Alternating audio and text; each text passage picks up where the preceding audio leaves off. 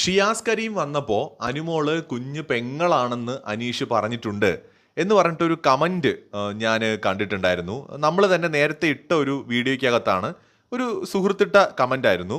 അപ്പോൾ ആ ഒരു കമൻറ്റ് കണ്ടിട്ട് അതിനകത്ത് ഒരുപാട് പേര് റിപ്ലൈ ഇട്ടിട്ടുണ്ട്. അതായത് എന്നിട്ടാണോ ഇപ്പോൾ പ്രേമമുണ്ട് അല്ലെങ്കിൽ കല്യാണം കഴിക്കണമെന്ന് പറയുന്നത് എന്നൊക്കെ ഒരുപാട് പേര് ചോദിക്കുന്നുണ്ട്. സോ ഈ ഒരു വിഷയം ഞാനും എവിടെയോ അനീഷ് അങ്ങനെ പെങ്ങളെപ്പോലെയാണെന്ന് പറഞ്ഞതായിട്ട് ഞാനും ഓർക്കുന്നുണ്ട്. പക്ഷേ എനിക്ക് ആ ഒരു എക്സാക്റ്റ് അത് എൻ്റെ മൈൻഡിൽ ഇല്ല. നിങ്ങൾ ആരെങ്കിലും ആ ഒരു സംഭവം കണ്ടിട്ടുണ്ടെങ്കിൽ ഒന്ന് കമന്റ് ബോക്സിൽ പറയണേ, ഒന്ന് ക്ലാരിറ്റിക്ക് വേണ്ടിയിട്ടാണ്.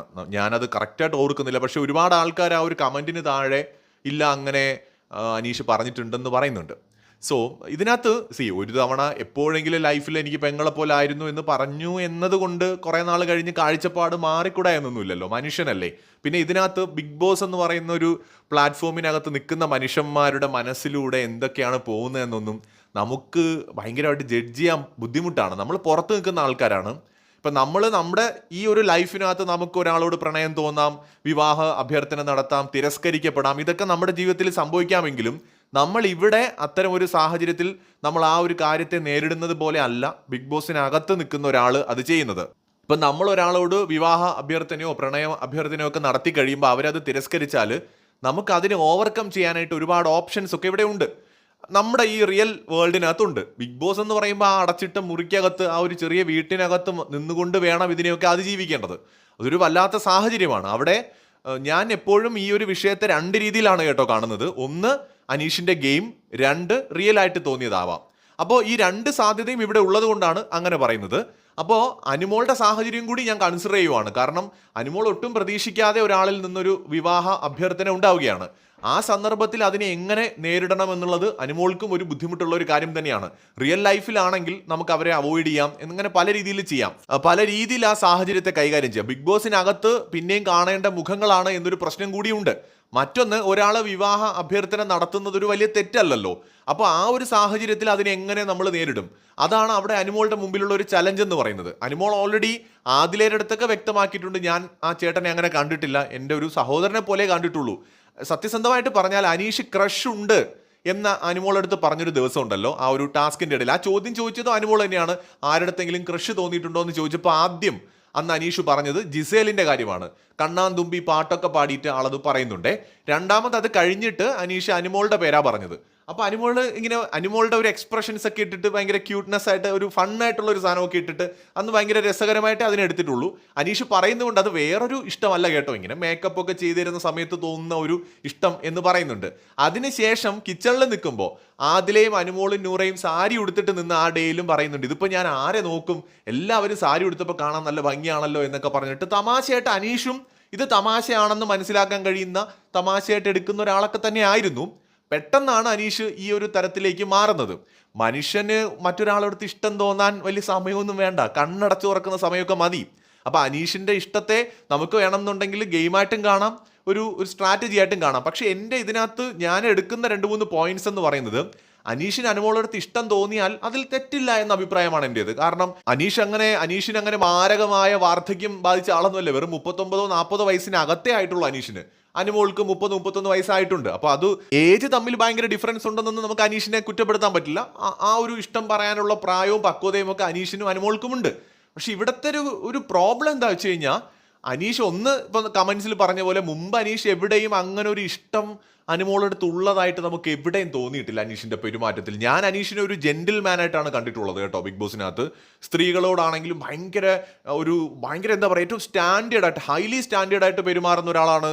അതുപോലെ ബൗണ്ടറീസിനെ എപ്പോഴും മാനിക്കുന്ന ഒരാളാണ്.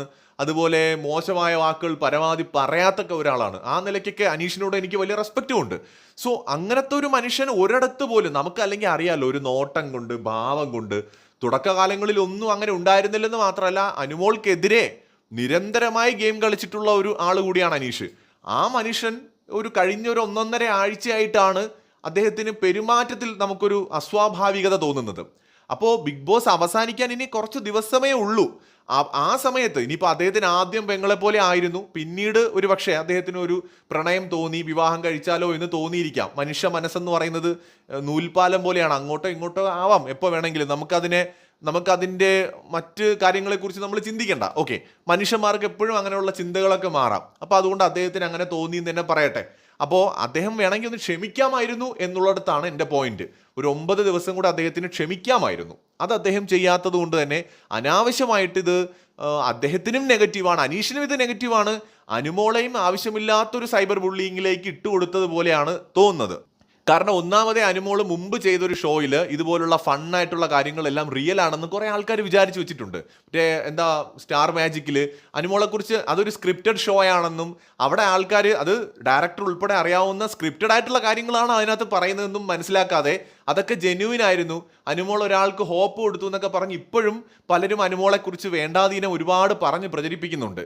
അപ്പോൾ അത് എത്രയൊക്കെ പറഞ്ഞാലും ഒരു പെൺകുട്ടിയാണ്, അവർക്ക് പുറത്തിറങ്ങിയിട്ട് സമാധാനത്തോടെ ജീവിക്കാനുള്ളതാണ്.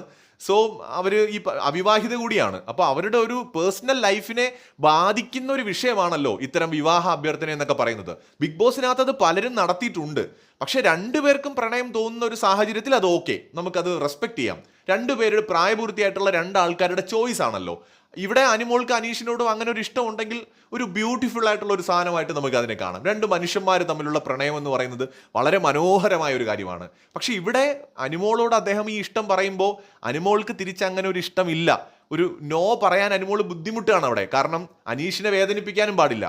അത് കുറെ ആൾക്കാരെ ഞാൻ അങ്ങനെ കണ്ടിട്ടുണ്ട് പേഴ്സണലി. ഇപ്പൊ നമ്മളെടുത്ത് ഒരാൾ വന്നൊരു എനിക്ക് നിങ്ങളെ ഭയങ്കര ഇഷ്ടമാണെന്ന് പറയുമ്പോൾ ഫസ്റ്റ് ഇപ്പോൾ എൻ്റെ അഭിപ്രായത്തിലാണെങ്കിൽ എനിക്ക് ആ വ്യക്തിയോട് ഭയങ്കര റെസ്പെക്റ്റ് ആണ് തോന്നുന്നത്. കാരണം നമ്മുടെ ലോകത്ത് നമ്മളോട് ഒരാൾക്ക് ഇഷ്ടം തോന്നുക എന്ന് പറയുന്നത് ഒരു വലിയ ഭാഗ്യമാണ്. അപ്പോൾ ഒരാൾ നമ്മളടുത്ത് വന്നിട്ട് നിങ്ങൾ എനിക്ക് ഭയങ്കര ഇഷ്ടമാണ്, അത് വിവാഹ അഭ്യർത്ഥന ആയാലും ശരി, ഏത് തരത്തിൽ നമ്മളെ ഭയങ്കര ഇഷ്ടമാണ് എന്നൊരാൾ പറയുന്നത് ശരിക്കും അതൊരു ഭയങ്കരപ്പെട്ട ഒരു ഭാഗ്യമാണ്. നമ്മൾ മറ്റൊരാളാൽ സ്നേഹിക്കപ്പെടുക എന്ന് പറയുന്നത് ഏതൊരു മനുഷ്യനും കിട്ടുന്ന ഭാഗ്യമാണ്. അവിടെ നമുക്ക് അയാളൊരു വിവാഹ അഭ്യർത്ഥനയാണ് നടത്തുന്നത് എങ്കിൽ നമുക്ക് അതിനോട് താല്പര്യമില്ലെങ്കിൽ ആ മനുഷ്യനെ ഒട്ടും വേദനിപ്പിക്കാതെ ഒരു നോ പറയുക എന്നുള്ളതാണ് ഏറ്റവും ചലഞ്ചിങ് ആയിട്ടുള്ള കാര്യം. അയാൾ ഒരുപാട് പ്രതീക്ഷകളോടെയാണല്ലോ നമ്മളടുത്ത് വന്നത് പറയുന്നത്. ഈ ഒരു സിറ്റുവേഷനിലായിരിക്കും അനുമോൾ ഇപ്പോൾ അവിടെ നിൽക്കുന്നത്.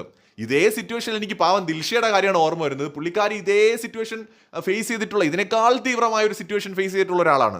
അപ്പോൾ ഇവിടെയും അതുപോലെ ഒരാൾ വന്ന് നമ്മളോട് ഇഷ്ടം പറയുകയാണ്, ആ ഇഷ്ടത്തെ നമുക്ക് ബഹുമാനിക്കണം, അയാളെ വേദനിപ്പിക്കാതെ അയാളോടൊരു നോ പറയണം. അപ്പോൾ അവിടെ അനുമോൾ അയാളോട് സംസാരിക്കാൻ ശ്രമിക്കുമ്പോൾ അദ്ദേഹം അതിന് തയ്യാറാവുന്നില്ല.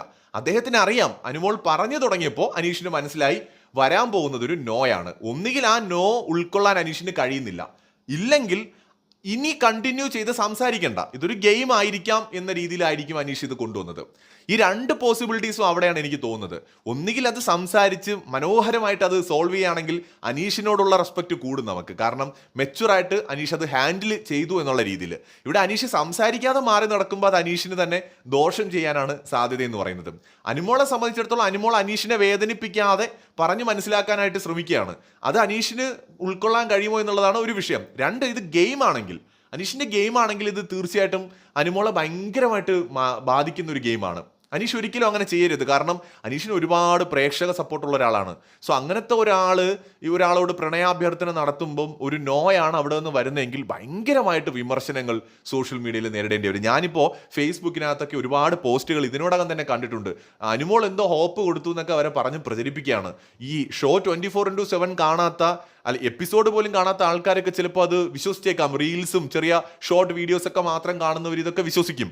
ഈ ഷോയിൽ ഇത്രയും ദിവസം കണ്ടൊരു വ്യക്തി എന്നുള്ള നിലയിൽ എനിക്ക് ഉറപ്പിച്ചു പറയാൻ പറ്റും, അനുമോൾ അങ്ങനെ ഒരു ഹോപ്പ് അനീഷിന് കൊടുത്തിട്ടില്ല.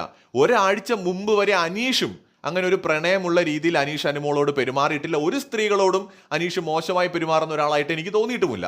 ഇപ്പോഴാണ് അനീഷിന് ഒരു പ്രണയം എന്നതിലുപരി വിവാഹ അഭ്യർത്ഥന അദ്ദേഹം നടത്തുമ്പോൾ ഓപ്പോസിറ്റ് നിൽക്കുന്ന ആളിലും ചിന്തിക്കണം, ആലോചിക്കണം. അവർക്ക് സ്വപ്നങ്ങളുണ്ട്, അവരൊരു മനുഷ്യനല്ലേ, അവർക്കും അവരുടെ വിവാഹത്തെക്കുറിച്ചും കുടുംബ ജീവിതത്തെക്കുറിച്ചും വിവാഹം കഴിക്കാൻ ഉദ്ദേശിക്കുന്ന വരനെക്കുറിച്ചുമൊക്കെ സ്വപ്നങ്ങളും ആഗ്രഹങ്ങളും ഒക്കെ ഉണ്ടാവില്ലേ? ഒരുപാട് കാലത്തെ സ്വപ്നങ്ങളായിരിക്കും അതിൽ പലതും. സോ അങ്ങനത്തെ ഒരാൾ ഒരു നോ പറഞ്ഞാൽ നമ്മൾ അതങ്ങ് ഉൾക്കൊള്ളണം. ഈ ലോകത്തെ അവസാനത്തെ പെൺകുട്ടിയൊന്നും അല്ലല്ലോ അനുമോള്.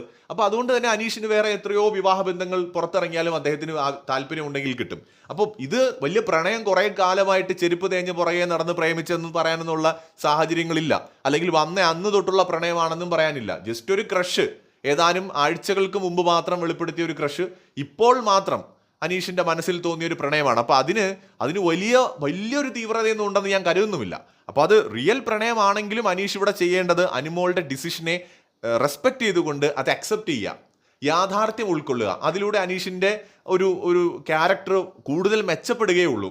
ഇനി അതല്ല, ഇത് ഗെയിം ആണെങ്കിൽ എന്താ പറയുക, അനീഷ് എന്ന് പറയുന്ന വ്യക്തി ഉണ്ടാക്കിയെടുത്തിരിക്കുന്ന ആ ഒരു ഒരു ഇമേജ് ഉണ്ടല്ലോ, അതിനെ അത് ഭയങ്കരമായിട്ട് ബാധിക്കും. കാരണം നമ്മളിത് കണ്ടുകൊണ്ടിരിക്കുന്ന ഒരു പ്രേക്ഷകൻ എന്നുള്ള നിലയിൽ അനീഷ് ഒരിക്കലും അതങ്ങനെ ചെയ്യരുത്. ഈ ഒരു കാര്യം ഗെയിമിന് വേണ്ടി ബിഗ് ബോസിനകത്ത് ഉപയോഗിക്കരുത്. എനിക്ക് 50-50 ആണ്. പകുതി എനിക്ക് തോന്നുന്നു ഇത് ഗെയിം ആവാമെന്നും പകുതി ജെന്യൂൻ ആയിരിക്കാമെന്നും ഉള്ളൊരു ഒപ്പീനിയനാണ്. 100% ജെന്യൂൻ ആണെന്നോ 100% ഗെയിം ആണെന്നോ പറയാൻ പറ്റുന്നില്ല ഈ ഘട്ടത്തിൽ. ഇനിയുള്ള ദിവസങ്ങളിൽ കുറച്ചും കൂടി ക്ലാരിറ്റി നമുക്ക് ഇതിനകത്ത് കിട്ടും. അപ്പോൾ വീഡിയോയുടെ തുടക്കത്തിൽ പറഞ്ഞ കാര്യം നിങ്ങൾ മറക്കണ്ട. അനീഷ് അങ്ങനെ അനുമോളെ ഒരു പെങ്ങളെ പോലെയാണെന്ന് ഷാനവാസിനോടല്ല ഷിയാസിനോട് പറഞ്ഞിട്ടുണ്ട് എന്ന് നിങ്ങൾ ആരെങ്കിലും കണ്ടതായിട്ട് ഓർക്കുന്നുണ്ടെങ്കിൽ ഒന്ന് കമന്റ് ചെയ്യൂ.